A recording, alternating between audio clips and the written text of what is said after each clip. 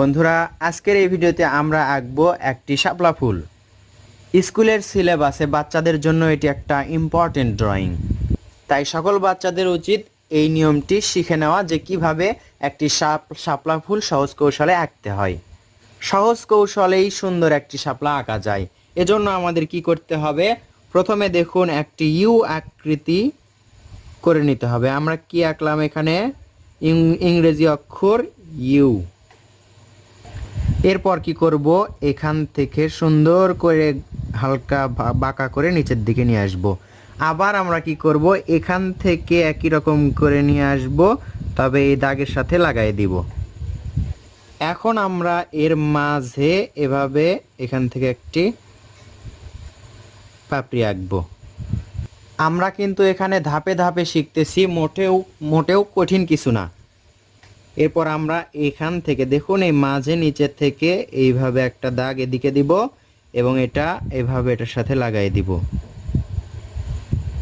আবার একই রকম করে এই পাশেও একটা দাগ বাঁকা করে নিব এবং এটার সাথে এটা লাগাই দিব। এখন এখান থেকে একটা দাগ উপর দিকে, আবার নিচের দিকে, আবার এখান থেকে একটা দাগ এভাবে এবং এভাবে, উপরে এর মাঝে এভাবে এবং এর মাঝেও পাপড়ি আঁকলাম। এখন সহজভাবে এখানে দেখুন, একটু আপনাদেরকে জুম করে দেখাই। এর মাঝে আমরা কি করব,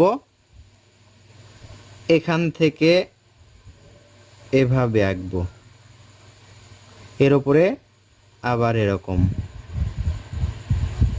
আশা করছি এভাবে ছোট্ট বাচ্চারা আঁকতে পারবে। শাপলা ফুলের ওপরের অংশ আঁকা শেষ। এরপর আমরা কি করব, নিচের দিকে এভাবে দাগ আঁকবো। এখানে একটি যদি পাতা আঁকি তাহলে কিভাবে আঁকবো, ছোট বাচ্চাদের জন্য এভাবে একটি চ্যাপ্টা গোল করে নিতে হবে। চ্যাপ্টা গোল করে নেওয়ার পর এখানে এভাবে একটি দাগ এবং এখান থেকে এভাবে একটি দাগ, তারপর এই দাগটা স্পষ্ট করতে হবে। হালকা করে দিয়ে নিব, তাহলে আমাদের জন্য সহজ হবে। বন্ধুরা, শাপলা আঁকার জন্য এই কৌশলটি ছোট্ট বাচ্চাদের জন্য অনেক কার্যকর হবে। এই অস্পষ্ট দাগটি আমরা রাবার দিয়ে মিশিয়ে নিব। এখন আপনারা দেখবেন এটাতে আমরা কিভাবে সহজেই রং করব।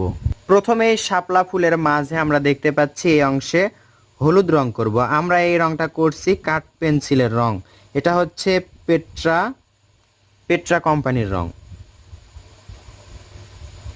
এই রংটি